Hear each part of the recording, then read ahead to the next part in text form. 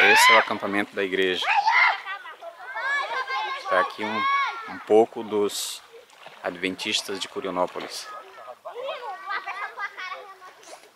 Aquele é o Tiririca, preocupado porque a mulher está com a filha doente. Saiu machucada para a vila.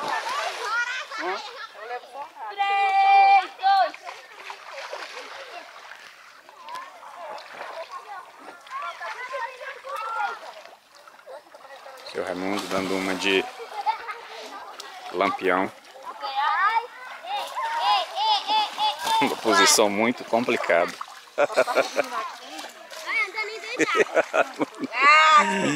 Ei, Raimundo. E essa cara de lampião aí?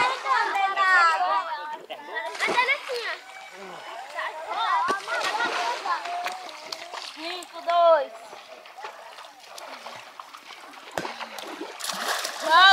Está quase chegando a hora do pôr do sol.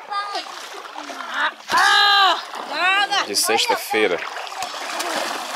Logo após o pôr do sol, nós teremos uma fogueira diferente das fogueiras tradicionais. Ela vai ser queimada dentro d'água. Esta é a fogueira.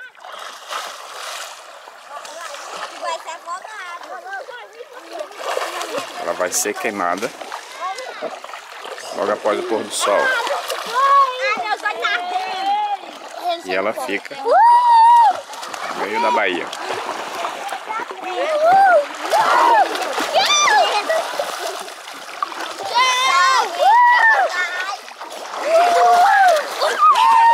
Ei, vamos olhar a câmera. Tá gravando, né, João? Eu vou pular por dentro da boia. Bora, bora, bora, bora.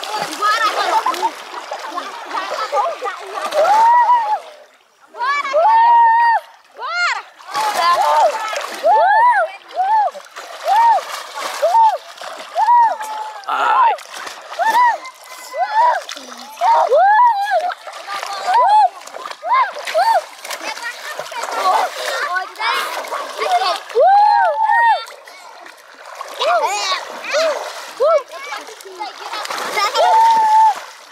Ei, rapaz, ei, para com isso, moço.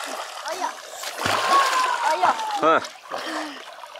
Pode ficar só assim, Miquel.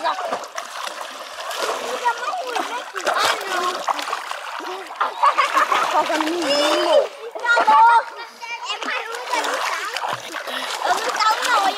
Que porra é essa? Vai molhar a câmera mesmo.